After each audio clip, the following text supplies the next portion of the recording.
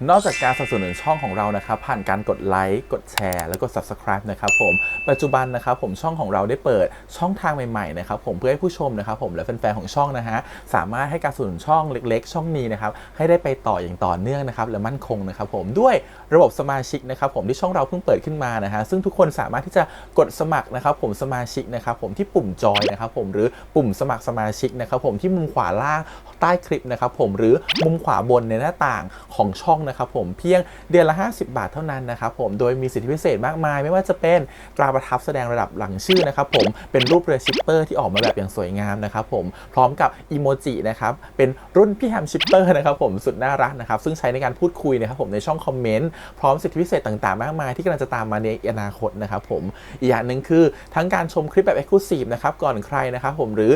โอกาสที่จะได้ทำกิจกรรมต่างๆร่วมกันในอนาคตนะครับผมก็สำหรับสมาชิกเท่านั้นนะครับผมที่เก็บสิทธิ์นี้เอาไว้ให้กับทุกๆท่านนะครับแต่หากระบบสมาชิกยังไม่หนำใจนะครับผมเรายังมีช่องทางอื่นให้สนับสนุนกันนะครับผมไม่ว่าจะเป็นระบบซุปเปอร์แตงนะครับผมซึ่งหากผู้ชมเนี่ยเจอสัญลักษณ์นะครับรูปหัวใจนะครับผมที่มีดอลลาร์ไซน์นะครับผมหรือสัญลักษณ์รูปเงินดอลลาร์อยู่เนี่ยข้างใต้คลิปใดคลิปหนึ่งเนี่ยสามารถที่จะคลิกนะครับผมเพื่อโดเนทนะครับผมแทนคำขอบคุณนะฮะเพื่อเป็นการสนับสนุนช่องได้นะครับหรือจะเป็นการโดเนทนะครับผ่านบัญชีธนาคารนะครับผมซึ่งได้ใส่รายละเอียดเอาไว้แล้วนะครับข้างใต้คลิปนี้นะครับผมเอาไว้ที่คำบรรยายใต้คลิปนอกจากนั้นนะครับผมเรายังได้เปิด Line Open Chat นะครับซึ่งชื่อว่า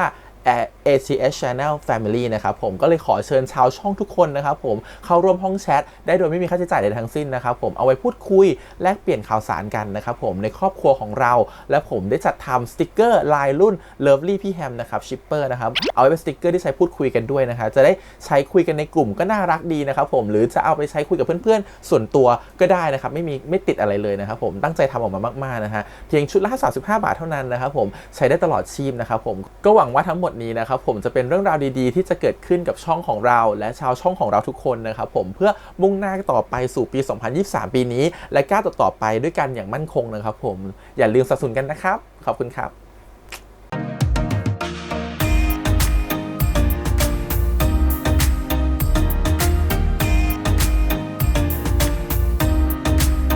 สวัสดีครับยินดีต้อนรับสู่ช่อง ATS Channel นะครับกับพบกับทางการ reaction นะผมอยู่พี่แฮมนะครับกับการ reaction ซีรีส์เรื่อง Revamp The Undead Story EP ที่ 2 นะครับผมบุญเปรม EP ที่แล้วทำไปน่ารักมากนะครับผมแวมไพร์เลยมันจะน่ารักขนาดนี้เดี๋ยวดู EP นี้สิครับว่าก็คือหัวหน้าแวมไพร์ของเราเนี่ยเขาได้พลังกลับมาแล้วตอนนี้เขาต้องไปหาคีอานะครับผมเพื่อจะเอาพลังการแปลงกายกลับมาเดี๋ยวดูซิว่าพอเจอคีอาแล้วคีอาจะยอมหรือเปล่าอ่ะเดี๋ยวรอดูกันครับกับ EP ที่ 2 ครับผม Revamp The Undead Story ครับผมแต่ก่อนขอบคุณก่อนนะทาง iQIYI แล้วก็ GMTV ที่อนุญาตทำ reaction ได้นะทุกคนสามารถที่จะไปรับชมเต็มๆนะครับผมภาพสวยๆจอใหญ่ๆเพลงเพราะๆสิ่งดีๆนะครับผมที่ iQIYI นะครับผมแอปนี้แอปเดียวบอกเลยว่า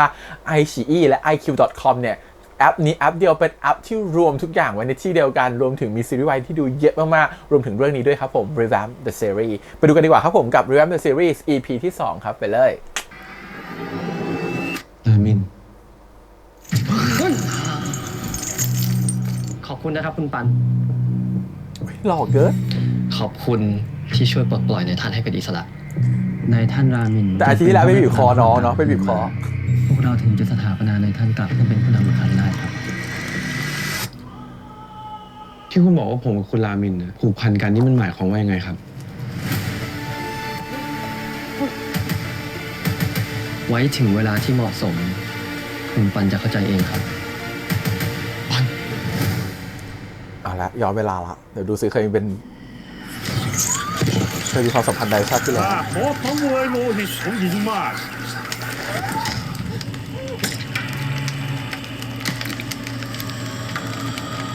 เพื่ออัญเชิญจอมมารดาแห่งปีศาจ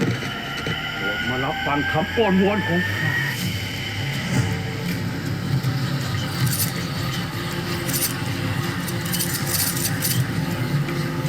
แล้วโปรดมอบผนึกคำสาปให้ผู้สืบทอดพลังแห่งโคโจเอล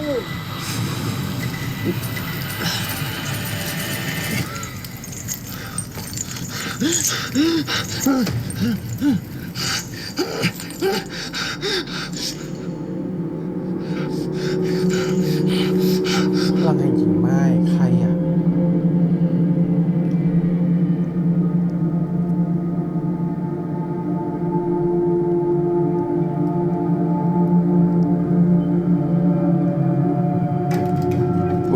คน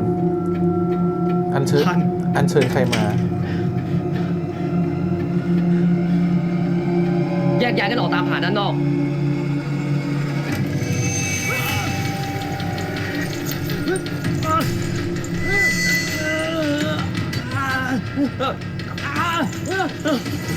ด้วยอำนาจแห่งข้า ข้าขอจองจำเจ้า ลามินโซแลชโนเอม จากนี้ เจ้าจะต้องโดดเดี่ยว และไร้ซึ่งพลัง อยู่ในที่แห่งนี้ตลอดไป พลอยพัดเหรอ ลิลิต ลิลิท เหตุใดท่านถึงยอมลดเกียรติของตัวเองทำตามคำสั่งของแวมไพร์กบฏพวกนั้น แม้ไม่สมควร แต่ข้าก็ต้องทำตามคำขอของผู้อัญเชิญ เมทัศ เก็ตละ เข้าใจละ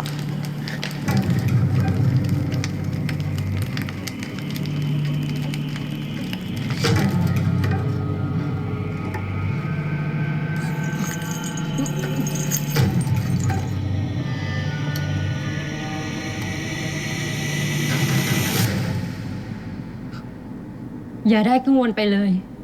ลามินโซแลชโนเอล ทุกคำสาปสามารถถูกทำลายได้ เมื่อถึงเวลา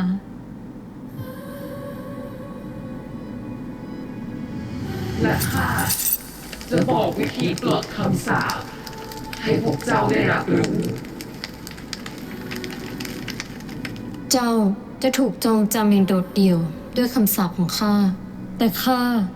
มารดาแห่งปีศาจก็จะถูกจองจำอยู่ที่นี่กับเจ้าด้วยเช่นกัน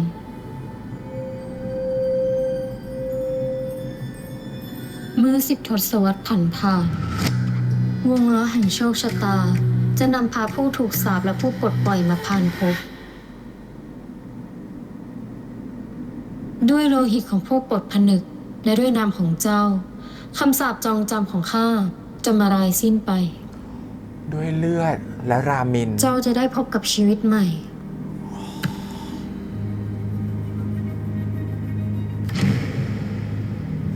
หัวใจของเจ้าที่ตายไปแล้ว จะกลับมาเคลื่อนไหวได้อีกครั้ง เพราะผู้ปลดคำสาปที่เจ้าเลือก ก็คือผู้ที่เจ้า จะรักไปชั่วนิรันดร์ เป็นนายเองสินะปัน ไม่ได้เรียกว่าลิลิทสาบอะแหละเรียกว่าลิลิทอวยพร ว่าอีก100 ปีเจอคนรัก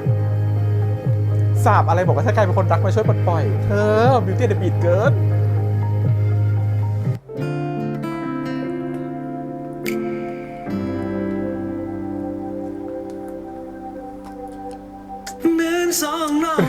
เป็นสิ่งที่จะยอมดูอินโทรชอบ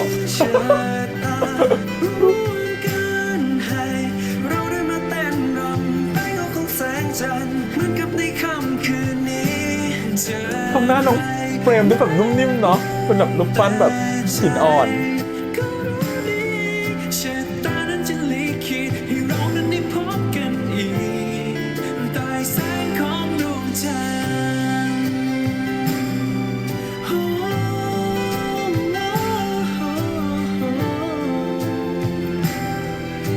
เพลงนี้แต่งโดยพี่แกงส้มนะฮะ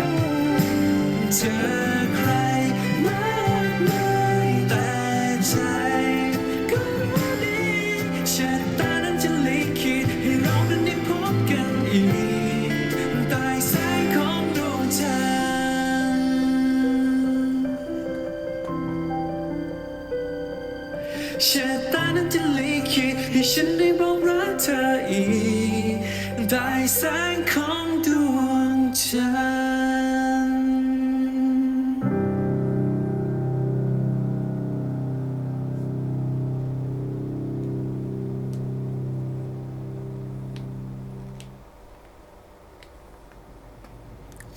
ไม่เรียกว่าคำสาปเนาะ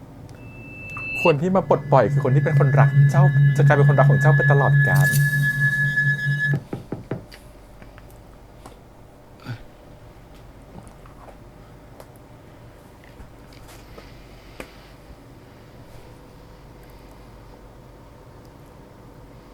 เป็นไงบ้าง ผมไม่เป็นไรครับ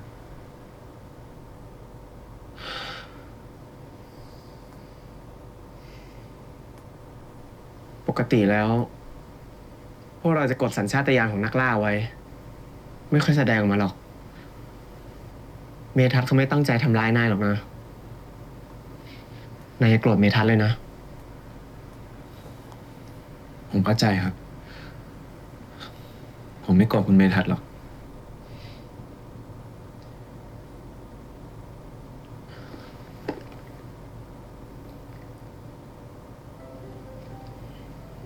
ท่าคอเหรอ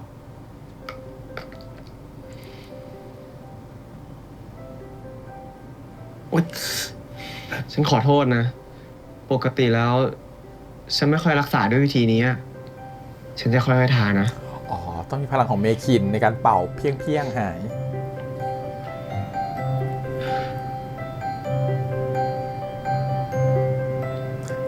ทาใกล้ไปหรือเปล่า ใกล้ไปอะเปล่า เขายิ่งฝันเห็นว่าจูบกับคุณอยู่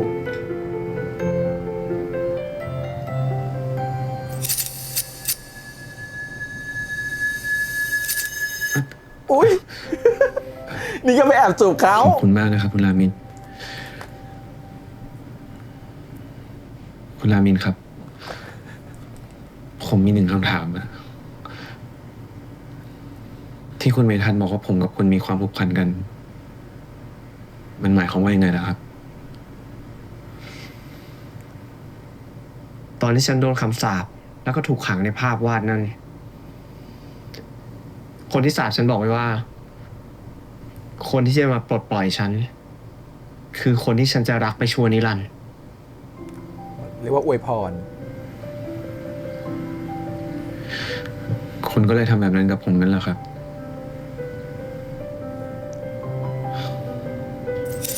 เขารู้สึกตัว ไม่ใช่เขาไม่รู้สึกตัว แล้วคุณเข้าใจความหมายหรือสิ่งที่คุณทำลงไปหรือเปล่าครับ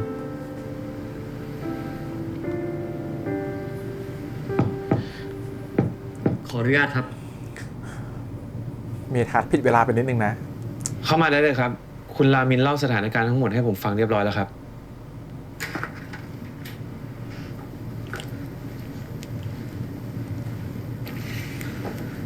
ผมต้องขอโทษกับเหตุการณ์ที่เกิดขึ้นด้วยครับคุณปัน ส่วนของที่ในท่านให้ผมไปเตรียม ผมจัดการเรียบร้อยแล้วครับ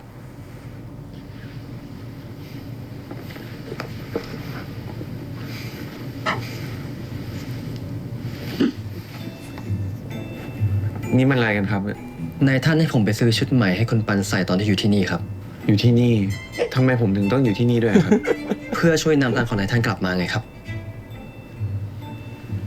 ผมอยู่ที่นี่ไม่ได้หรอกครับ ทำไมล่ะ นายติดขัดอะไรหรือเปล่า บอกเมทัศน์ได้นะ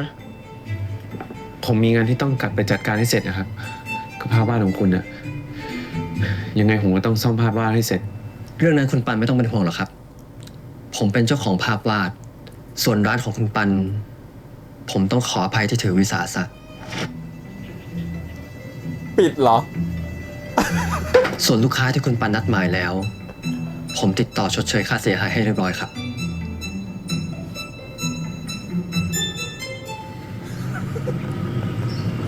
เงินแก้ปัญหาทุกอย่างมันนอนไม่สบายเนาะ มันที่ใหม่ มันแปลกที่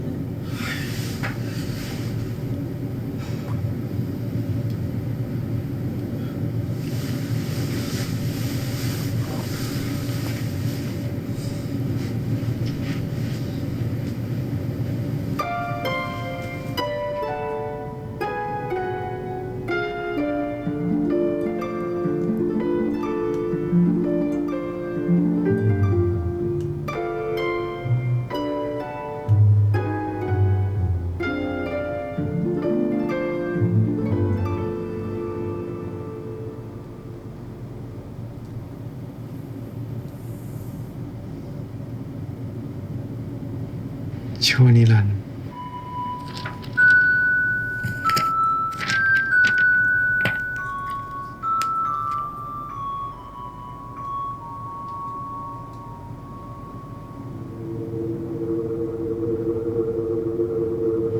มิโทซิลล่าเยลมาคี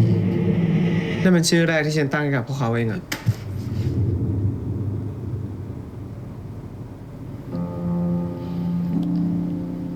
หลังจากที่กำเนิดใหม่เป็นแวมไพร์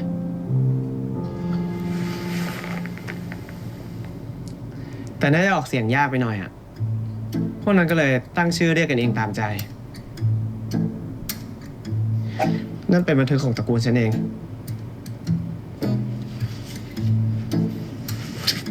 แวมไพร์ไม่ต้องนอนอยู่แล้ว ฉันดูออกนะว่านายยังคาใจกับเรื่องที่เกิดขึ้นมาตอนหัวค่ำอยู่ใช่ปะ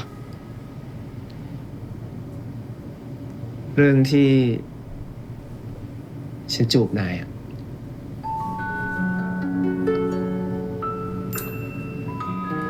เป็นใครก็คาใจปะ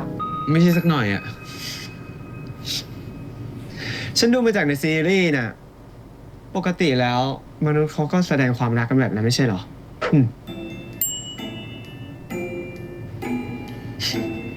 ภาษาแปลกๆมันเหมือนไม่เคยอยู่บนโลกมนุษย์เลยเธอคนดู ไม่ใช่ว่าฉันทำลงไป โดยที่ไม่รู้ความหมายของมันหรอกนะ ผมง่วงแล้วอะผมขอตัวไปนอนก่อนแล้วกัน แล้วพรุ่งนี้ผมต้องพาคุณไปพบคุณเมคินกับคุณคีอา ตามที่คุณเมทัศน์บอกอีก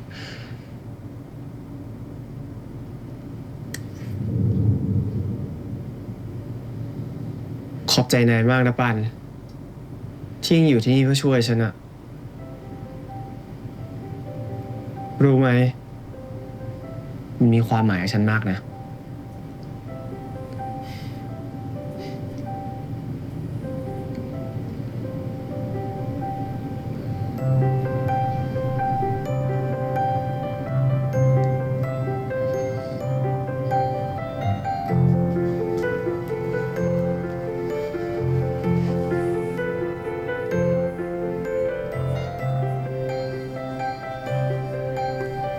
ช่วงนี้เป็นโรคหัวใจบ่อย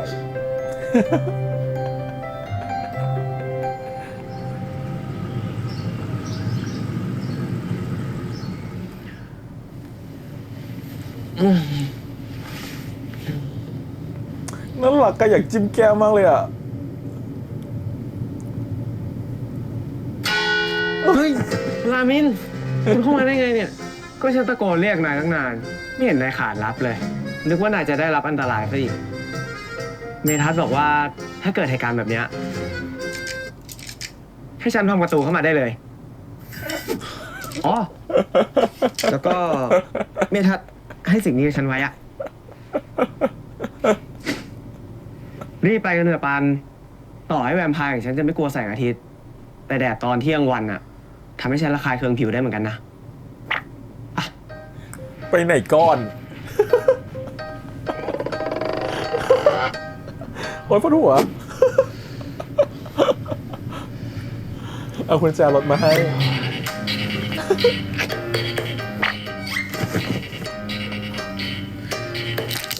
โอ้ โอ้ย เหยียบประตู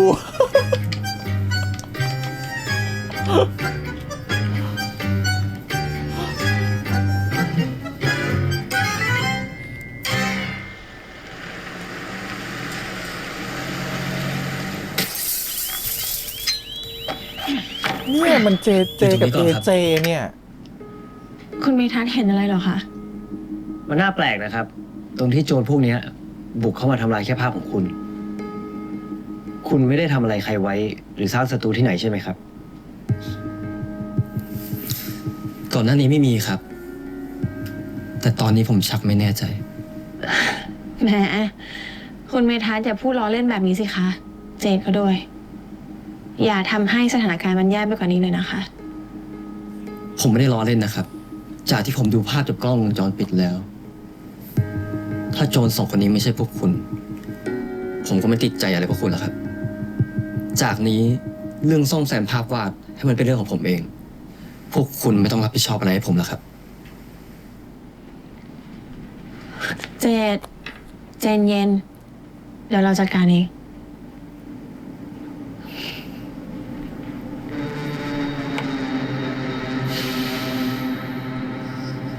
คือเอเจกับเจเจอ่ะ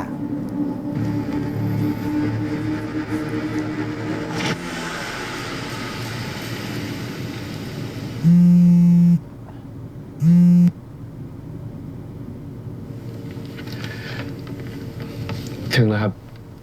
ที่นี่แหละ ที่คุณคีอาอยู่ โอ้โหคลุมกันชุดดำเหมือนไม่กลัวฮันเตอร์มาล่าเลย เปิดจงแจ้งมาก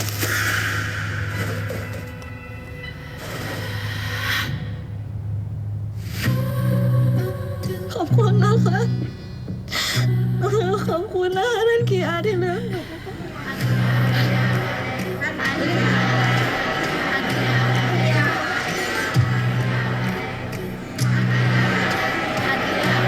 หล่อเบอร์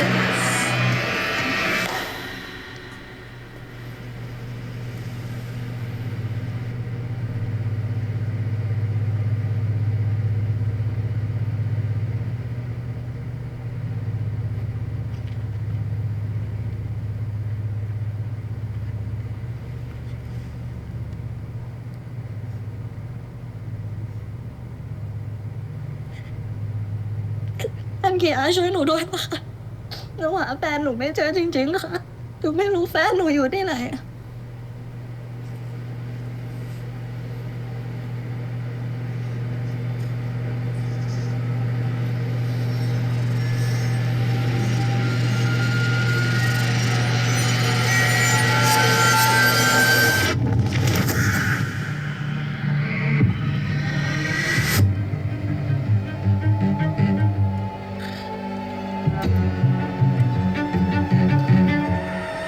ไปหาคนใหม่เถอะ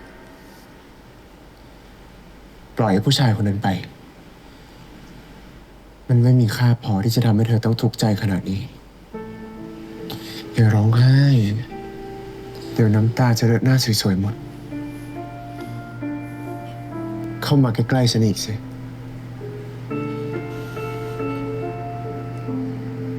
ใกล้อีก เป็นเจ้าลัทธิไปเรียบร้อย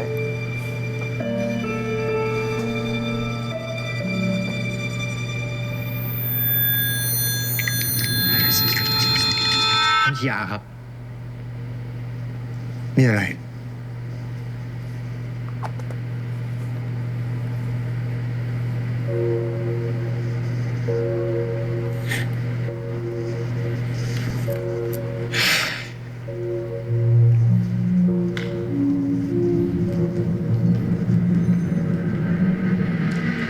พลังนางเลิศอยู่นะ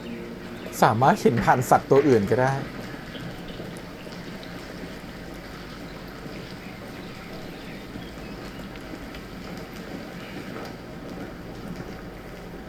คนโปรดของฉัน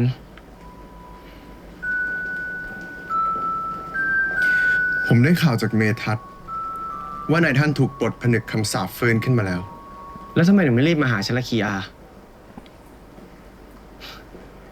สงสัยที่เมทัศน์บอกฉันว่านายงอนฉัน เพราะคนที่ปลดคำสาปของฉันไม่ใช่นาย จะเป็นเรื่องจริงสินะ ไอ้ขี้ฟ้อง ผ่านไปเป็น100 ปี ไอ้เจ้าชายตีนผีนั่น ก็ยังขี้ฟ้องท่านไม่เคยเปลี่ยนเลยนะ ผ่านไปเป็น100 ปี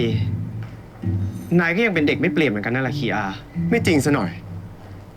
ท่านลองมองดูรอบๆนี่สิ ตอนนี้ผมเป็นผู้นำมีบริวารที่คอยติดตามจำนวนเยอะกว่าท่านเป็นตั้ง100 เท่า นั่นเพราะฉันเลือกจะมีแค่เมทัศน์เมคิน แล้วก็นายนั่นแหละคีอา เอ้ยไม่มีใครอดทนรอท่านได้เป็น100 ปีเหมือนเมทัศน์หรอก ขออภัยด้วยนายท่าน ผมใช้ชีวิตแบบนี้มาหลาย10 ปีแล้ว ตอนนี้พวกเราไม่ได้เป็นเด็ก ที่จะต้องเดินตามหลังท่านอีกต่อไปแล้ว งั้นก็ไม่เป็นไร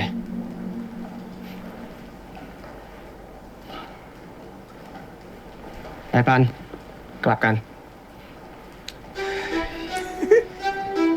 ถ้าท่านกำลังจะไปหาเมคิน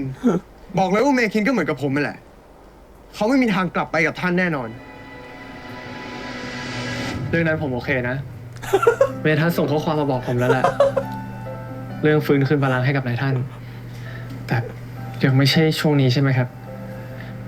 คือที่แผนกฉุกเฉินคนน้อยมาก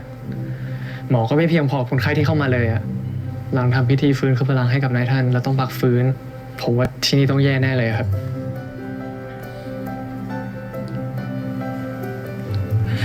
ขอโทษครับนายท่าน ไม่เป็นไรนะเมคิน ฉันเข้าใจนาย ฉันดีใจนะ ตอนที่รู้ว่านายทำงานช่วยเหลือมนุษย์อยู่ที่นี่อะคิดไม่ผิดจริงๆที่มอบพลังเยียวยารักษาให้กับนายแต่ผมไม่ได้ใช้พลังนั่นเลยนะครับ ตั้งแต่ที่นายท่านถูกจองจำไปอ่ะ ผมก็พยายามไม่ใช้พลังนี้มาตลอดเลย ผมเป็นหมอ ผมก็เลยอยากจะใช้วิธีรักษาแบบหมอเท่านั้นนะนายเก่งมากเลยนะเมคิน ระหว่างที่ฉันไม่อยู่ พวกนายเติบโตแล้วเก่งขึ้นมาก เป็นแบบเจ้านายใจดีอ่ะ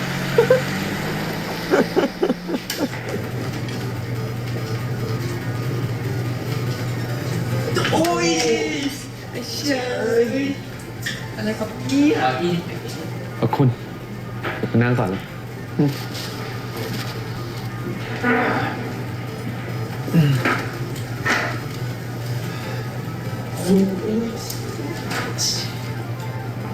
พี่น้องคนนั้นดูรักกันจัง ดูดิ เล่นอะไรกันก็ไม่รู้ ดูน่าสนุกเชียว ผมว่าพวกเขาไม่น่าใช่พี่น้องนะครับ เขาน่าจะเป็นเพื่อนกันมากกว่า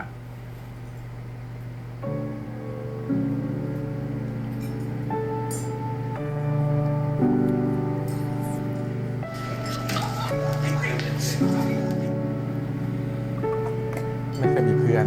คุณรามินครับ เดี๋ยวคุณรอผมแป๊บนึงนะครับ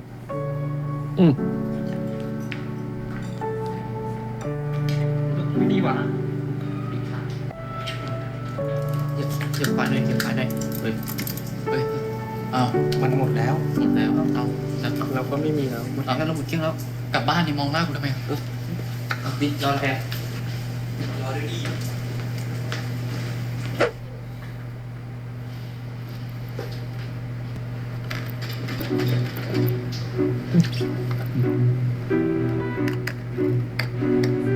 คุณ เวมไพร์แอปเบลไหมล่ะ ผมมี2 เหรียญ มีโอกาสให้คุณเล่นแค่2 รอบนะครับ คุณรามิน เวมไพร์แอปเบลสุด ปุ่มนี้คือบังคับทิศทาง นี่แล้วพอคุณเลือกตุ๊กตาได้แล้วอ่ะคุณก็กดปุ่มนี้ มันจะดึงตุ๊กตาขึ้นมาให้คุณ ซ้าย ขวา ซ้าย ซ้าย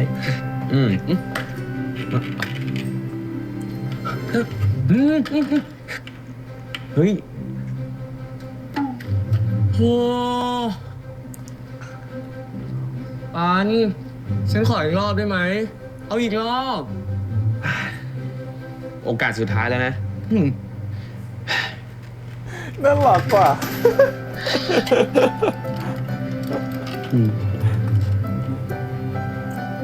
เอาตัวนี้นะ ตัวตรงไหน ตัวตรงกลางแล้วเหรอมาครับ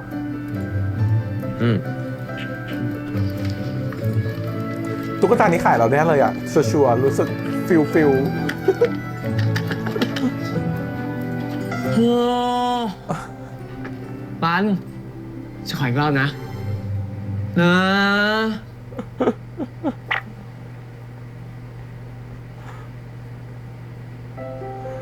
ไม่ได้แล้วครับคุณรามิน ผมนี่มาฝากคุณไอศครีมอ่ะ กินสิ อร่อยลืมกดเลย ทำไมเย็นจัง นี่คือไอศครีมไหมคุณ ก็เย็นปกติปะ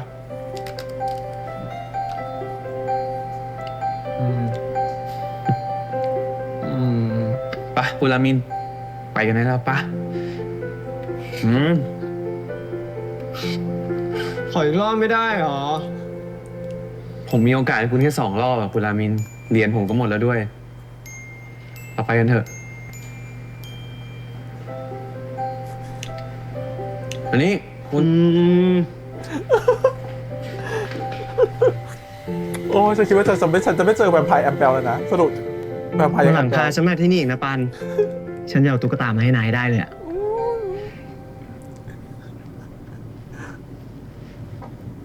อ แวมไพร์เดากรุบ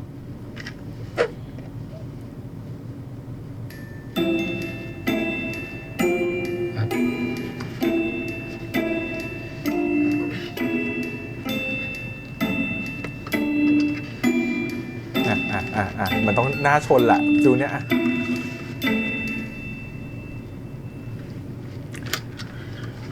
ตอนเช้าไม่เห็นวุ่นวายแบบนี้เลย ขอบใจนะปัน ฉันรู้นะว่านายกำลังปลอบใจฉันอะฉันไม่ได้เสียใจหรอก ฉันแค่คิดถึงตอนที่ไปเที่ยวเล่นกับพวกนั้นอะพวกเราใช้ชีวิตอยู่ด้วยกันมานานมาก จนถึงคิดว่าพวกนั้นเป็นพี่น้องของฉันจริงๆอะ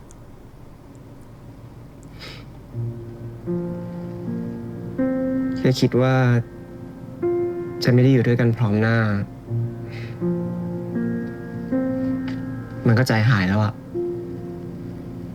ทั้งคีอาแล้วก็เมคินเมทัศน์ก็ด้วย ต่างก็เคยเป็นมนุษย์มาก่อน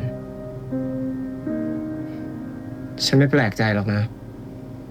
ที่พวกนั้นอยากใช้ชีวิตแบบมนุษย์มากกว่าแวมไพร์อะฉันแค่คิดว่ามันดีสำหรับพวกเขามากกว่า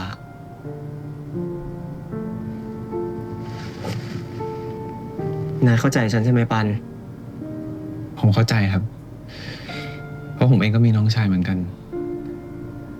แล้วก็ในฐานะพี่ชายอะคุณก็คงเลือกเส้นทางชีวิตที่ดีกว่า ให้พวกเขาแค่นั้นเองอะครับ ผมเข้าใจ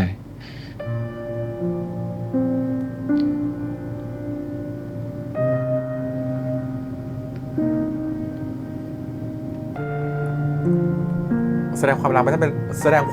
ป็นต้องจูบกันก็ได้เนาะ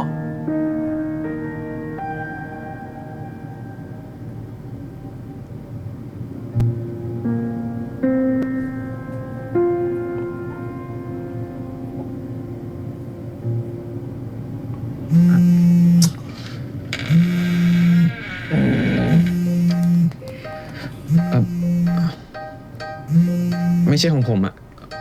ของใครอะของคุณหรือเปล่า ไอ้นี่มันสั่นอยู่ที่ก้นของฉันอะ เมทัศน์ให้ฉันมาเมื่อเช้าอะ สวัสดีครับคุณเมทัศน์ผมปันครับ คุณปันอยู่กับนายท่านใช่ไหมครับ คุณพอจำเรื่องกลุ่มนักล่าแวมไพร์ที่เรียกตัวเองว่าฮันเตอร์ได้ไหมครับ ตอนนี้ผมยืนยันแน่แล้วว่าพวกมันคือคนร้ายที่พยายามทำลายภาพเขียนที่แกลเลอรี่ เพื่อปลดผนึกคำสาปของนายท่านครับ พวกมันฆ่าสายเลือดของโชโนเอลจนหมดแล้ว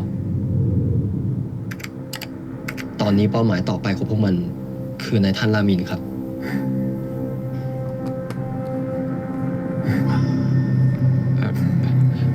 ครับ เดี๋ยวผมจะพาคุณรามินกลับไปที่โรงแรมเดี๋ยวนี้เลยครับ ฝากด้วยนะครับคุณปัน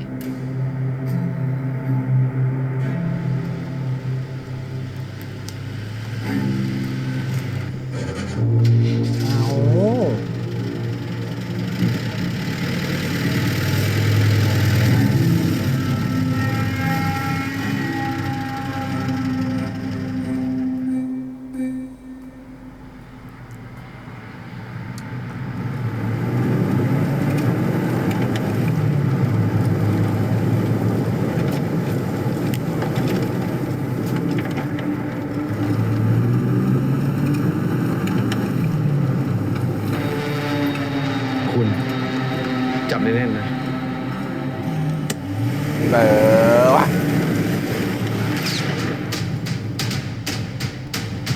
นี่คือพวกนักล่าที่เมทัศน์พูดถึงใช่ไหม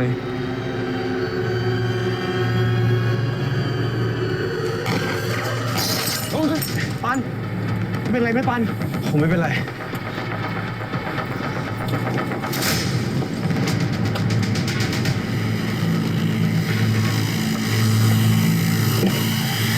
เสียความเร็วอ่ะ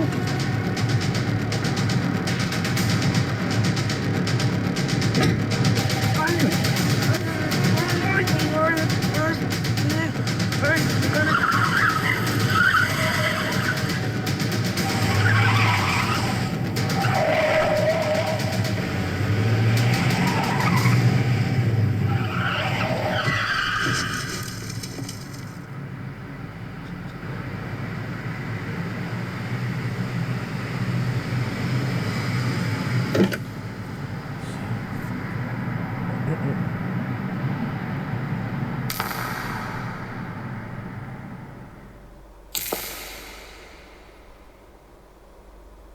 เวอร์มาก ชาอยากกระถอดจิตของพ่อครู นะ พ่อครูก็จับลงหม้อไม่ได้ ทรงนี้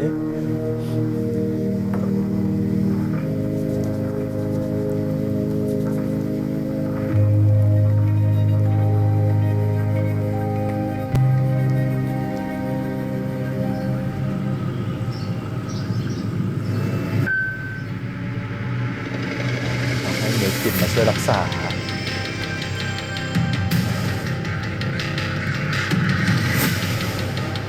ฉันบอกกับนายท่านไปแล้วว่านายจะไม่กลับมา แล้วนี่โผล่หัวมาทำไม ผมไม่ได้บอกว่าจะไม่กลับมา นายต่างหากคีอาที่ตะโกนบอกทุกคนในวันที่นายท่านถูกคำสาปจองจำว่าจะไม่กลับมาอีกเพราะวันที่นายท่านไม่ได้เลือกให้เป็นผู้ปลดคำสาป ไม่ใช่ซะหน่อย ไอหมอเถื่อน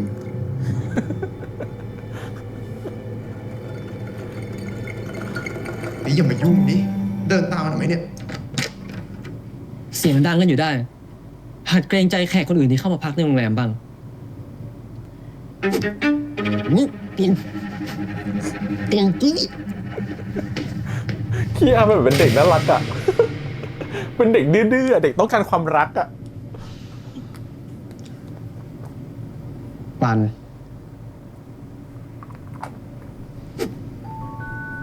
ฉันไม่รู้ว่านายโกรธฉันเรื่องอะไร แต่เราดีกันนะ ผมไม่ได้โกรธอะผมแค่เป็นห่วงคุณ คุณไม่น่าทำแบบนั้นเลย แล้วถ้าคุณเป็นอะไรขึ้นมาล่ะ จะทำยังไง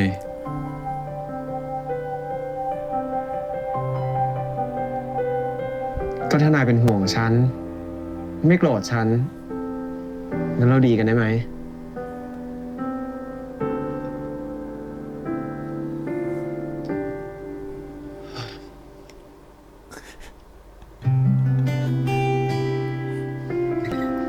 เอ็นดูอ่ะน่ารักอ่ะ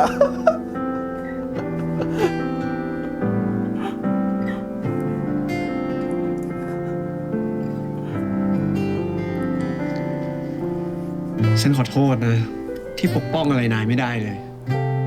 ไม่หรอกครับ ถ้าไม่มีคุณอะผมว่าคงตายตั้งแต่วันแรกที่มาอยู่ที่นี่ เพราะงั้น ผมไม่อยากโทษตัวเองเลย ไม่เดี๋ยวโดนฉันไม่รุนละเดี๋ยวเธอโดนแซกอีกฉันรู้เลย ฉันไม่เชียร์ละ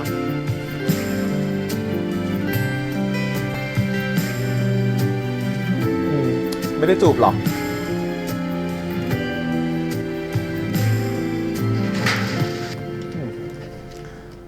รู้ทัน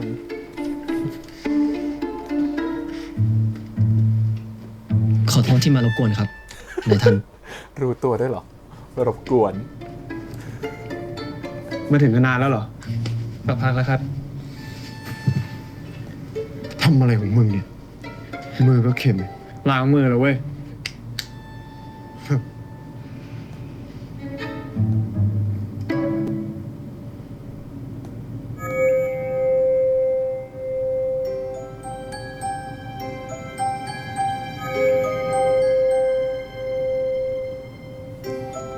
เลิศ ขอบคุณครับ คุณเมคิน ยินดีครับคุณปัน อันที่จริงผมก็อยากรักษาด้วยวิธีปกติมากกว่า แต่แผลคงไม่ทันใจนายท่าน โดยเฉพาะแผลที่แก้มของคุณปัน เดี๋ยวแก้มมันจะมีแผลเป็นไม่น่าจูบ ไม่น่าหอม ไม่พอใจ มีคนไม่ ว่าแต่ตอนนี้พวกมนุษย์ที่ทำร้ายท่านมันอยู่ที่ไหน ปล่อยพวกมันไปทำไมไม่ฆ่าพวกมันเนี่ย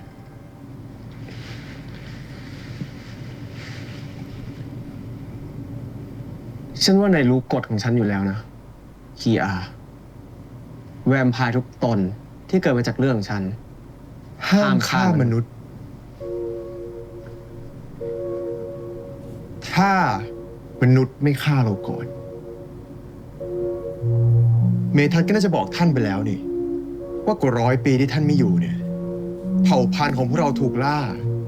จนแทบจะไม่มีแวมไพร์ตนไหน กล้าเปิดเผยตัวแล้ว แม้แต่สายเลือดบริสุทธิ์จากคนในตระกูลของท่าน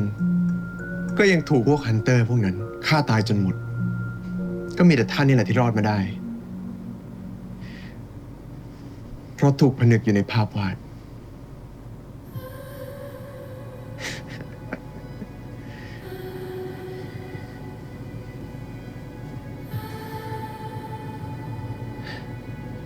แล้วแบบเนี้ย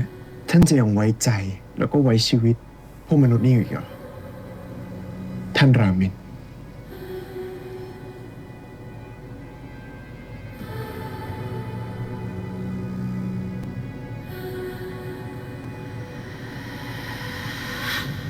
เพราะแบบนั้นถึงต้องการให้พวกนายทั้งสองคนทำวิธีถ่ายพลังคืนให้กับนายท่าน ถ้านายท่านได้พลังคืนมา แล้วกลับขึ้นไปเป็นผู้นำเรื่องพวกนี้จะได้จบลงสักที ขึ้นอยู่กับความสมัครใจ ฉันไม่อยากบังคับพวกนาย มีคิน คีอา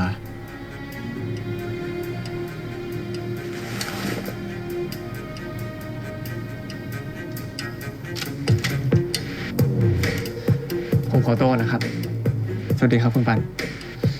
สวัสดีครับ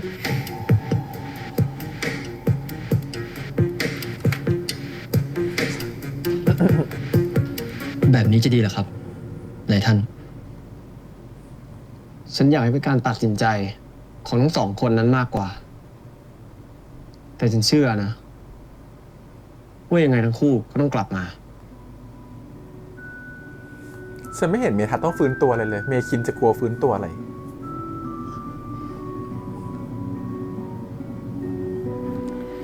ถ้าเป็นห่วงนายท่านขนาดนั้น ทำไมถึงไม่ยอมคืนบาลังก์ให้กับนายท่านไปดีๆล่ะ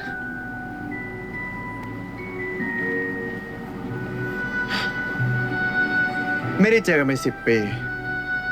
ไม่คิดจะไปหาอะไรดื่มด้วยกันหน่อยเหรอ เอาไว้วันหลังแล้วกัน วันนี้ฉันมีเข้าเวรที่โรงพยาบาลต่อ เดี๋ยวนะ แกเป็นเจ้าของโรงพยาบาลไม่ใช่เหรอ พวกนั้นไม่เอะใจกันบ้างเหรอ ผ่านมาตั้งหลายปีแล้ว แกก็ยังเรียนไม่จบสักที ไม่ต้องมาอุตส่าห์อยากรู้เรื่องของฉันก็ได้มั้ง แล้วนี่จะกลับยังไง จะใช้บริการยานพาหนะของไอ้พวกมนุษย์หน้าโง่นั่นอีกแล้วเหรอ ก็ฉันไม่ได้มีปีกบินเหมือนกับนายนี่ งั้นก็ระวังพวกนักล่าด้วยกันแล้วกัน นายก็ระวังไอ้พวกตะข่ายดักนกด้วยแล้วกัน หมอเถื่อน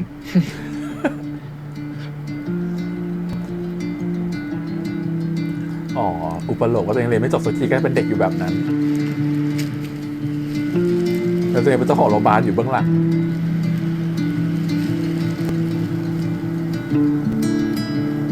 ว้าย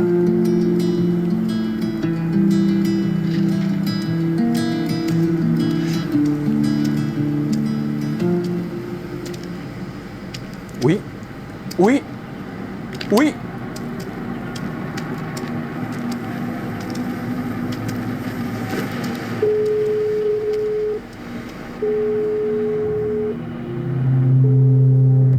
ฮัลโหลเมคิน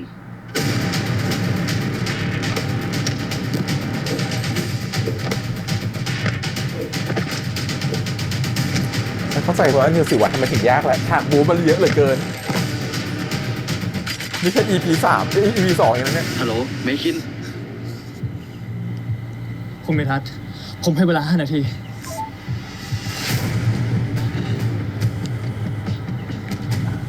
ทางนี้มี 3 ทางนู้นล่ะ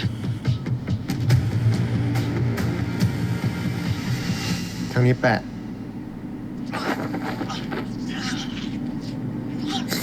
ก็คือรู้ตำแหน่งกันหมดละ อาจจะต้องไปช่วยทางโน้นเนี่ย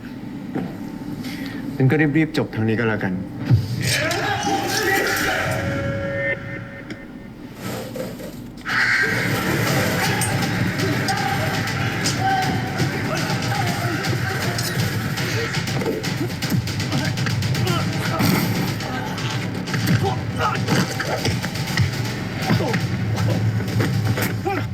อุ๊ย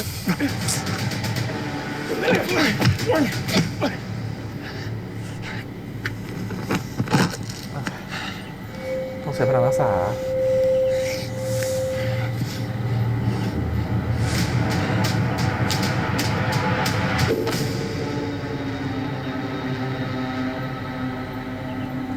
5 นาทีวิ่งมาทันเลย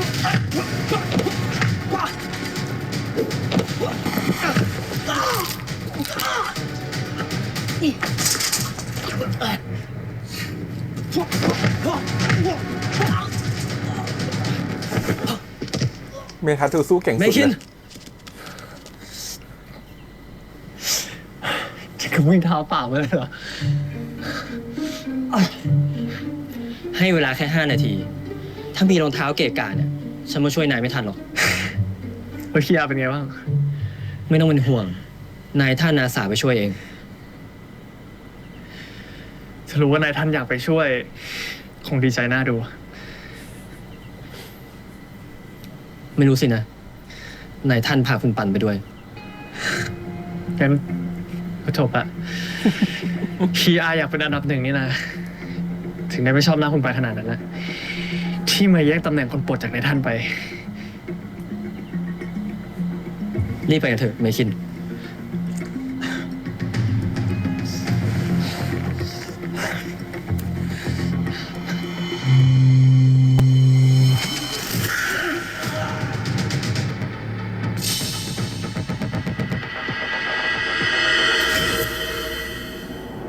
ไม่ให้ค่า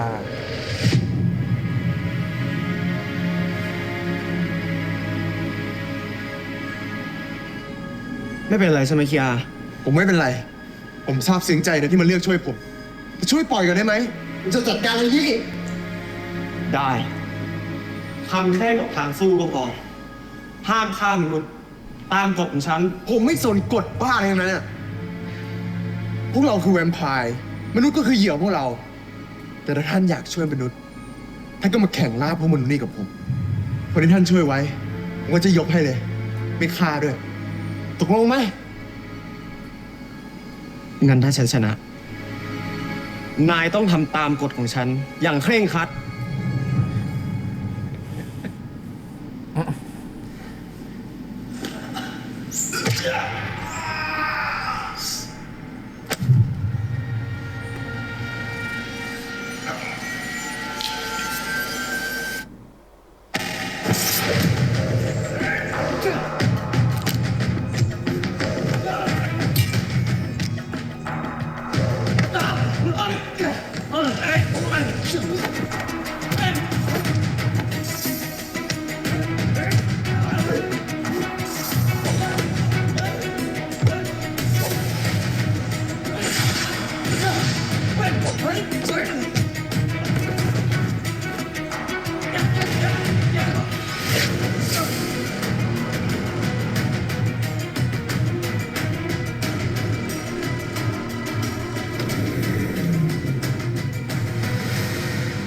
คุณเมคินเป็นไงบ้างครับ แค่รู้สึกเพลียๆจากการใช้พลังรักษาตัวเองนิดหน่อยครับ แล้วนายท่านล่ะครับ คุณรามินเขาใช้ความเร็วล่วงหน้ามาก่อนแล้วครับ กลัวว่าคีอาจะทำอะไรเกินกว่าเหตุ เฮ้ย เดี๋ยวครับคุณปัน ข้างในมันอันตรายสำหรับมนุษย์ ให้ผมเข้าไปดูด้วยตาตัวเองได้ไหมครับว่าคุณรามินปลอดภัย อย่างนั้นก็ได้ครับ แต่คุณปันต้องดูแลตัวเองดีๆนะครับ ครับ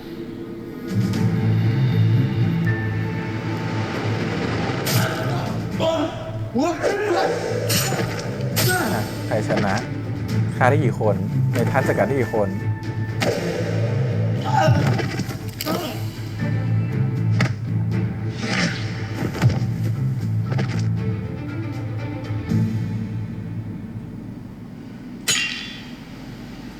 เท่านี้ก็เสมอกันนะนาย 4 เท่า ท่านช่วยพวกมันได้สี่ฉันฆ่าพวกมันได้สี่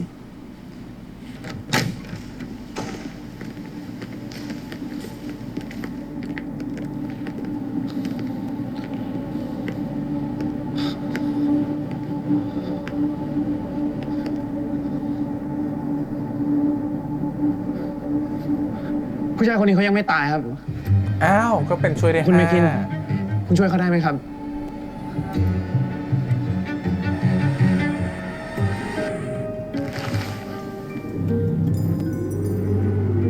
ในฆ่าไปได้แค่3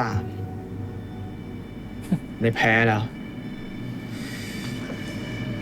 แต่ถ้าฉันฆ่าได้อีกคน ฉันก็จะไม่แพ้ท่าน เฮ้ยเฮ้ยเฮ้ยเฮ้ย พอแล้วคีอา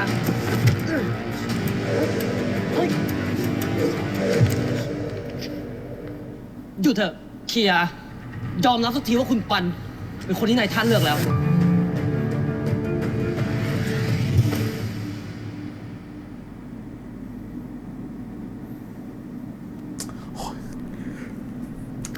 นกหมาเป็นหล่อจังวะ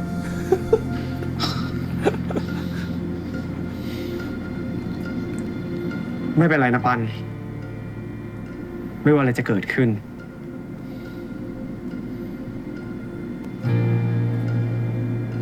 ฉันจะปกป้องนายเอง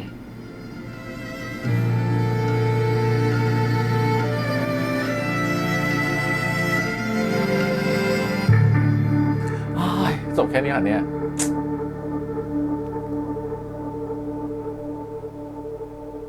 แม่งเลย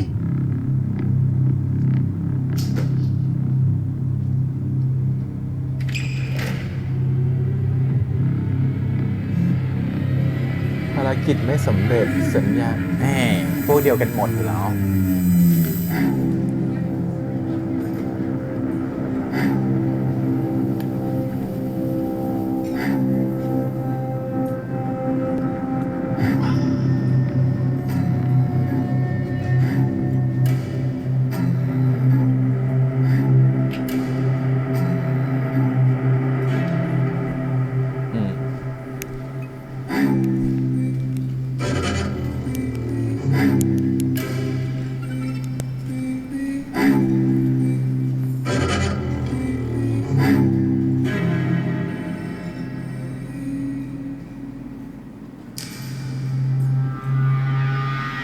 พวกเราเหล่าฮันเตอร์ทุกคนจงฟัง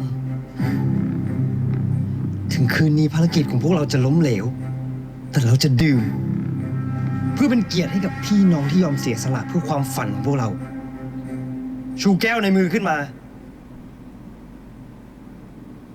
แล้วดื่ม แทนเลือดและวิญญาณของพวกมัน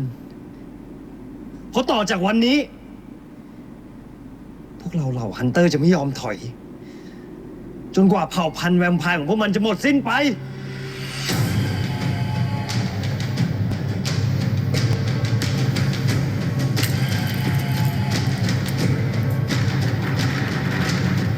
เลือดออกนะลูก ฝันว่าอยากมีบ้านเล็กๆที่สงบ ปลูกดอกไม้ แล้วก็อยู่กับคนที่ผมรัก แล้วที่นี่เป็นเหมือนที่นายฝันไว้ไหมปัน นายชอบที่นี่ไหม ท่านไว้ใจพวกมนุษย์มากเกินไปแล้ว งั้นเดี๋ยวผมจะหาหลักฐานมาให้ดู ชอบความตื่นเต้นของซีรีส์อ่ะ คือเขาไม่ใช่แค่แวมไพร์แอมเบลนะครับผม แต่เขามันมีอะไรมากกว่านั้น คือเขาไม่ได้แบบ จะแบบแวมไพร์น่ารักสดใสเป็นโรแมนติกพาร์ทไม่ใช่ มันมีเรื่องตื่นเต้นตลอดทุก EP เลยนะ และ EP นี้ก็เป็นการเฉลยปมของเรื่องในอดีตว่าตกลงมันเกิดอะไรมา แต่จริงๆมันยังมีหลายความลับที่ยังไม่ได้เฉลยนะว่าทำไมตัวของ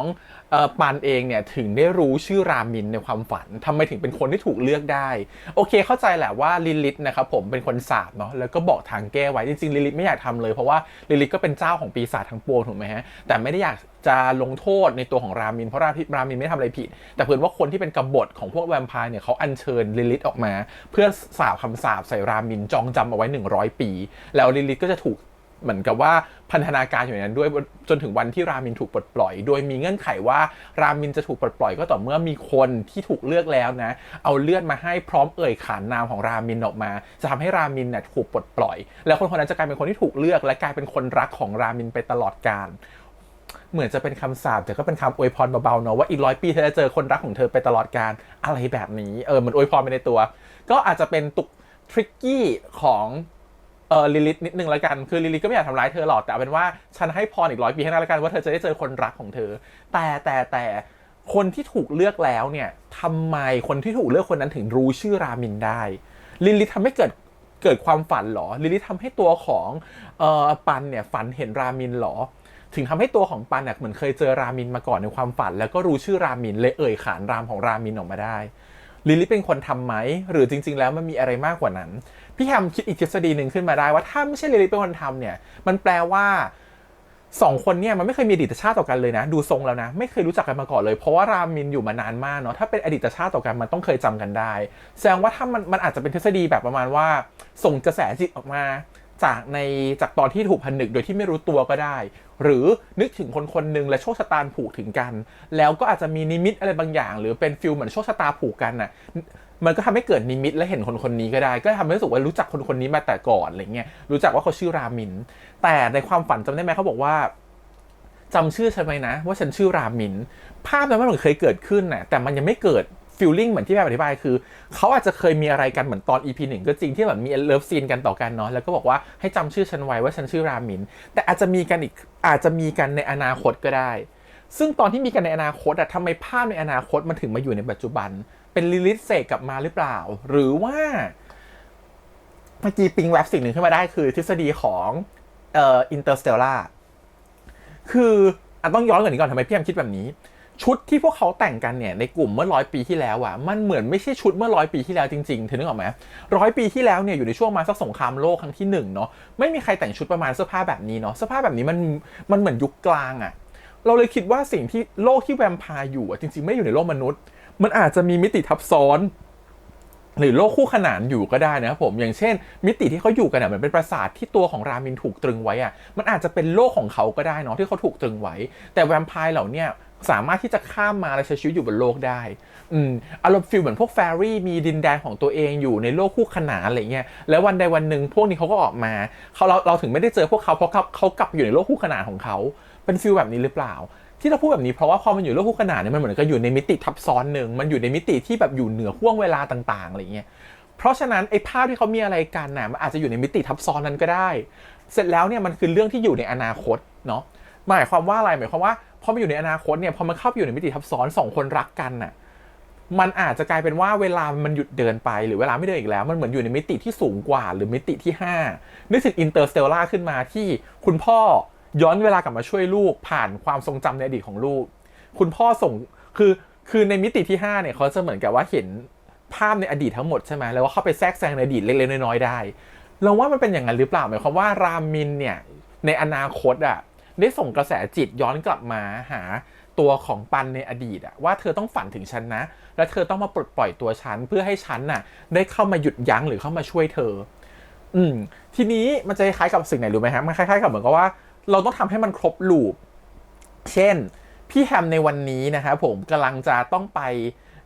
งไปดูคอนเสิร์ตนะเจมินายโฟนในวันพรุ่งนี้ถ้าพี่แฮมไม่ไปดูคอนเสิร์ตในวันพรุ่งนี้เนี่ยพี่แฮมอาจจะนอนเป็นผักอยู่ที่ห้องสมมุติแบบนี้ทีนี้เนี่ย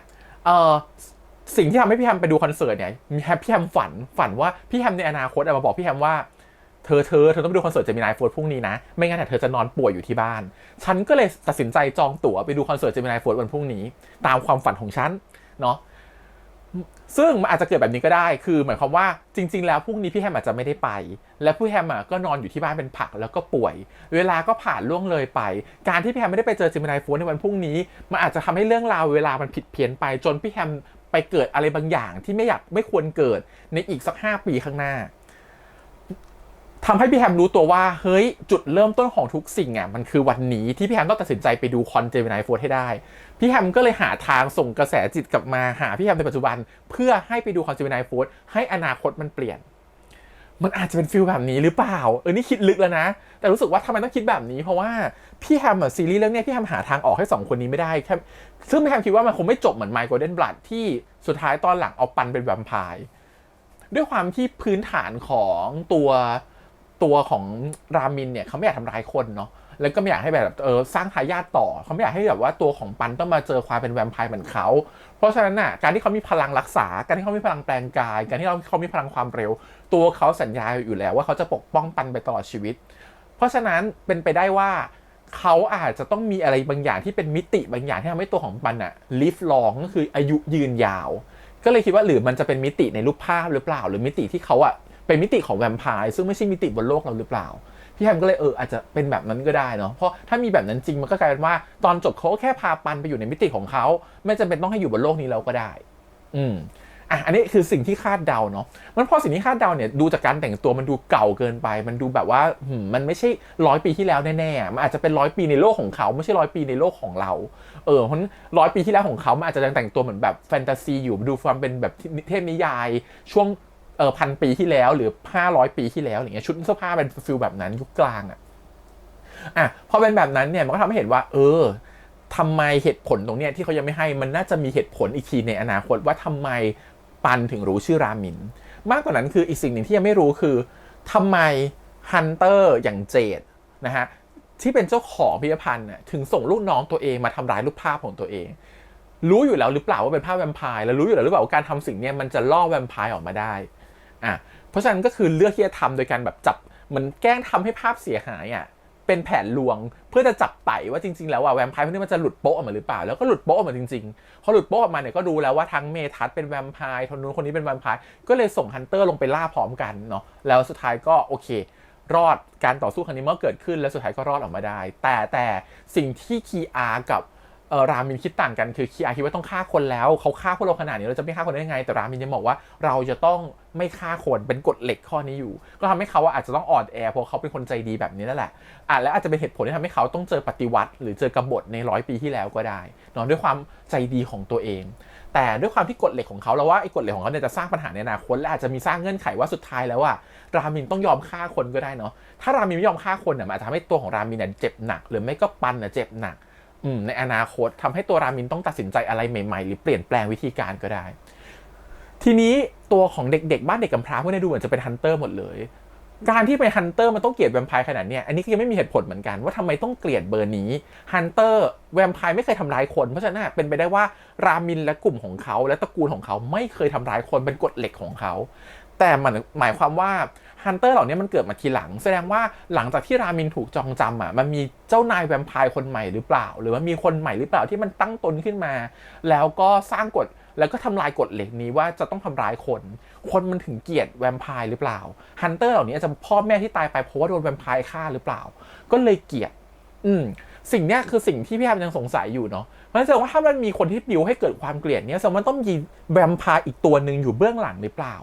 เรื่องนี้เพื่อให้คนรู้สึกว่าเกลียดหรือฆ่ามนุษย์ไม่ใช่แก๊งนี้แน่นอนแต่ใครที่เป็นแวมไพร์อยู่เบื้องหลังเพราะอย่าง EP นี้ก็มีเกสพิเศษอย่างพลอยพัดเนาะมาเป็นลิลิธเนาะประวัติของลิลิธเนี่ยอธิบายนิดนึงลิลิธเนี่ยจริงๆมันมีหลายตำนานมาแต่ตำนานที่เก่าแก่ที่สุดก็คือตำนานที่อ้างว่าเขาเกิดก่อนอีฟอดัมกับอีฟเนาะเขาเกิดมาก่อนอีฟซึ่งเขาเป็นผู้หญิงที่มีข้อผิดพลาดอะไรบางอย่างที่มันไม่ใช่เป็นแบบอีฟที่เป็นผู้หญิงที่หัวอ่อนเชื่อฟังสามีแล้วก็สามารถที่จะติดบาปกรรมจากงูได้หรือโดนงูหลอกได้แต่ลิลิธเป็นคนที่ฉลาดกว่านั้นเป็นผู้หญิงที่สร้างมาไม่มีข้อบกพร่องเลยแต่สุดท้ายแล้วเนี่ยพระเจ้าไม่ชอบก็เลยผลักเขาลงไปก็เลยกลายเป็นว่าตัวเขาเองก็คือไปอยู่เป็นเจ้านรกเจ้าปีศาจต่างๆหรือเรียกว่าเป็นภรรยาของลูซิเฟอร์ก็ได้หรือเป็นแม่แห่งปีศาจทั้งปวงก็ได้อันนี้คือตำนานคร่าวๆแล้วกันเนาะเขาก็เลยเชื่อว่าลิลิธเนี่ยคือเจ้าแห่งปีศาจทั้งปวงหรือเป็นแม่มารดาของปีศาจทั้งปวงอะไรอย่างนี้ก็เลยร่ายลิลิธขึ้นมา3นะฮะแล้วลิลิธก็จะมีความเอ็นดูลูกของตัวเองก็เหมือนดูรามินเหมือนเป็นลูกเอ็นดูว่าฉันไม่อยากทำเธอแต่ฉันโดนอัญเชิญมาต้องทำคนที่อัญเชิญมาคนที่เป็นมาพายกบฏเนี่ยใช่คนที่อยู่เบื้องหลังเหตุการณ์พวกนี้หรือเปล่าเราเชื่อว่าเด็กๆฮันเตอร์มันไม่ได้เกิดมาอยู่ดีก็จะแบบมาเกลียดแวมไพร์หรอกมันต้องมีคนอยู่เบื้องหลังและคิดว่าคนอยู่เบื้องหลังไม่ใช่เจดเพราะเจดยังเด็กมากมันต้องมีคนที่ใหญ่กว่านั้นแล้วไม่มีคนที่เป็นศัตรูกับรามินตั้งแต่100 ปีที่แล้วแล้วยังไม่ตายด้วยนะอย่าลืมนะเพราะฉะนั้นไอ้คนพวกนี้หรือเปล่าที่มันยังบิวให้คนเกลียดแวมไพร์ขึ้นเรื่อยๆเพื่ออะไร100 ปีที่แล้วที่ฉันกำจัดรามินกบฏกับรามินเพื่อให้รามินถูกจองจำก็เพื่อวันนี้หรือเปล่าเพื่อที่จะได้เป็นแวมไพร์หนึ่งเดียวที่เก่งที่สุดหรือเปล่าแต่วันนี้รามินเลยให้สร้างเด็กฮันเตอร์ขึ้นมาเพื่อล่าแวมไพร์ทั้งหมดแล้วก็เหมือนหลอกใช้เด็กๆเหล่านี้ว่าแวมไพร์เป็นคนไม่ดีนู่นนี่นั่นหรือเปล่าแล้วตัวเองก็ทำงานอยู่เบื้องหลังเป็นเหมือนกับแบบคนที่คอยแบบทำตัวเหมือนฉันไม่ใช่แวมไพร์ฉันเป็นคนธรรมดาเมื่อแวมไพร์หมดสิ้นไปแล้วฉันจะได้เป็นราชาเหนือราชาหรือเปล่า โอ้พี่แฮมคิดไปไกลมากเลยอ่ะประมาณนั้นทฤษฎีที่มันเกิดขึ้นนั่นแหละแต่ทั้งหมดมันเกิดขึ้นใน EP นี้แต่ EP นี้มันจะเห็นความน่ารักของรามินกับตัวของปันมากขึ้นเยอะๆเลยคือบุญกับเปรมอ่ะน่ารักมากแล้วนิวสิวัฒน์เป็นคนกำกับที่เหมือนกับเขาสามารถบาลานซ์ความแอคชั่นกับบาลานซ์ความน่ารักได้ดีไอฉากจริงจังอ่ะรามินก็จริงจังมากๆไอฉากรามินอยู่กับปันอ่ะก็โคตรจะน่ารักเลยมันดูมีความบู๊แป๊วน่ารักมากอ่ะคือฟีลลิ่งแบบเป็นเด็กน้อยที่ตัวของปันต้องคอยดูแลแต่ฟีลจะเท่ปกป้องก็เท่ได้เดินลงมาจากรถเนี่ยตอนที่รถมันแบบไปรถคว่ำเนี่ยตอนเดินลงมานี่ก็คือพ่อครูพรันเลยเหมือนถอดจิตมาแต่นี่ไม่ใช่นี่มาด้วยตัวเองเดินมาแบบคนหล่อขนาดนี้พ่อครูพรันก็เอาลงมอไม่ไหวนั่นแหละฮะคือความรู้สึกคือเขากำกับออกมาได้แบบมันสนุกดีเนาะคือมันมีเสน่ห์ของความนิวสิวัฒน์ตรงที่เขาสามารถที่จะดึงความหวานมาได้ถูกจุดดึงความโรแมนติกมาได้น่ารักแต่ตอนนี้ฉันไม่เชียร์ให้จูบกันแล้วนะเพราะว่าอะไรเดาออกว่าจะจูบกันทีไรมีคนมาขัดทุกทีส่วนคีอาเป็นการเปิดตัวละครคีอาได้น่ารักมากเลยมันมีความเป็นเด็กน้อยน่ารักแต่จริงๆเป็นเด็กน้อยที่ต้องการความอบอุ่นเป็นคนที่อยากจะอยู่กับเจ้านายเป็นคนที่อยากจะอยู่ในสายตาเจ้านายเป็นคนอยากจะเป็นที่หนึ่งในใจของเจ้านายตัวเองแต่แค่เจ้านายดันไปเลือกchosen oneนะครับผมคนที่ถูกเลือกคือปันแล้วก็เลยรู้สึกแบบไม่ชอบมนุษย์ทำไมถึงไปเลือกมนุษย์ทำไมถึงฉันไม่ใช่คนปลดปล่อยนายของฉันฟีลแบบนี้ฟีลแบบเด็กอยากเป็นที่หนึ่งฟีลแบบเด็กอยากเอาชนะอะไรอย่างเงี้ยน่ารักดีแล้วพอสุดท้ายจะแพ้ก็แบบไม่ยอมไม่อยากทำตามกฎเป็นแบบเด็กดื้อที่ลึกๆแล้วรักรามินเป็นเด็กดื้อที่ชอบรามินอย่างเงี้ยเชื่อในตัวเจ้านายมากรักในตัวเจ้านายมากอะไรเงี้ยส่วนเมคินก็เป็นเด็กน่ารักอีกคนนะจริงๆก็เป็นคนที่เชื่อมั่นในตัวของเจ้านายมากแต่พอตอนนี้มันเกิดเรื่องเดือดร้อนแล้วคิดว่าเดี๋ยว4 คนก็อาจจะต้องผนึกพลังกันเพื่อปกป้องบางอย่างดูจากตัวอย่างตอนต่อไปเหมือนคีอายังไม่เชื่อว่ามนุษย์ไม่ดีเราเชื่อว่าเดี๋ยวสุดท้ายแล้วเจดจะต้องหาทางเข้าตัวหาทางเข้าใกล้ตัวรามินอาจจะหลอกใช้ตัวของปันก็ได้เนาะเพราะปันอยู่ใกล้รามินที่สุดอาจจะหลอกให้ปันเป็นคนไปฆ่ารามินแล้วจังหวะนั้นอาจจะเป็นทำให้คีอารู้สึกไม่ไว้วางใจตัวของปันก็ได้เพราะว่าเนี่ยฉันจะหาหลักฐานมาว่าคนมนุษย์เป็นคนไม่ดีคือเขาต้องการหาหลักฐานเพื่อใส่ร้ายปันอยู่แล้วว่าปันเป็นคนไม่ดีไม่รู้เหตุการณ์วันนั้นมันจะเกิดอะไรขึ้นคิดว่าคงต้องเกิดแหละเดี๋ยวรอดูว่าเป็นยังไงเลยหรือว่าเจดอาจจะจับตัวน้องชายของปันปกป้องเป็นตัวประกันก็ได้แล้วคนที่ไปช่วยปกป้องมาก็คือคนที่เขานั่งแท็กซี่ขับผ่านไปก็คือตัวของเมคินที่นั่งแท็กซี่ขับผ่านปกป้องไปโอเคแต่แวมไพร์ทุกคนก็ดูสู้เก่งนะแต่ดูสู้เก่งสุดมันจะเป็นเมทัศน์เนาะเมทัศน์นี่สมเป็นเลขามากคือสู้ชนะทุกคนสู้ชนะคีอาปกป้องเมคินก็ทำได้คือแบบเก่งเมทัศน์เป็นแบบว่าเป็นแบบนักรบฟิลนั้นหล่อด้วยโอเค EP นี้ถือว่าเฉลยหลายๆโมเมนต์เนาะสุดท้ายคือความรู้สึกของตัวละครครับว่าทำไมตัวของปันเขามีความตั้งคำถามอยู่ว่าทำไมตัวของรามินถึงจูบเขาเพราะรามินก็เล่าเลยฟังว่าเธอคือผู้ถูกเลือกและเธอคืออีเทอร์นิตี้ของฉันคือคนที่ฉันต้องรักไปตลอดกาลมันก็ความรู้สึกมันก็เขินๆเนาะเพราะปันเธออย่าลืมนะว่าปันเขาฝันถึงคนนี้มาตลอดถูกปะฝันเห็นมาตลอดฉันต้องหลงรักเขาหรอแต่เขาก็ดูดีมากเลยนะเขาดูแลดีฉันดีมากเลยเขาน่ารักมากเลยคือตอนนี้ปันเองก็ชอบตัวของรามินโดยไม่รู้ตัวเหมือนกันนะอาจจะรู้ตัวก็ได้แต่คือพยายามจะห้ามใจตัวเองอยู่แล้วรามินก็หัวรุกหนักเต็มที่เหมือนกันว่าเธอเป็นคนรักของฉันและฉันต้องปกป้องเธอเว้ยขนลุกแล้วน้อง2 คนเล่นกันน่ารักมากเลยนะบุญกับเปรมเล่นแบบดีคือจะน่ารักก็ได้ตลกก็ได้จริงจังก็ได้น่ารักพูดแล้วแม่อยากจะเป็นแวมไพร์ที่แบบน่าเอ็นดูอยากดูเรื่อยๆแล้วอยากดู EP 3แล้วมันจะเป็นยังไงมันแบบน่ารักจริงๆโอเคครับวันนี้ประมาณนี้กับ Revamp the Series นะครับผม Revamp the Undead Story EP ที่ 2เดี๋ยวไว้เจอกันใหม่สัปดาห์หน้าขอบคุณอีกครั้งวันนี้ฝากกดไลค์กดแชร์กด Subscribe ติดตามที่เสียงทาง YouTube Instagram Twitter และก็ Facebook วันนี้พี่แอมไปก่อนนะครับบ๊ายบาย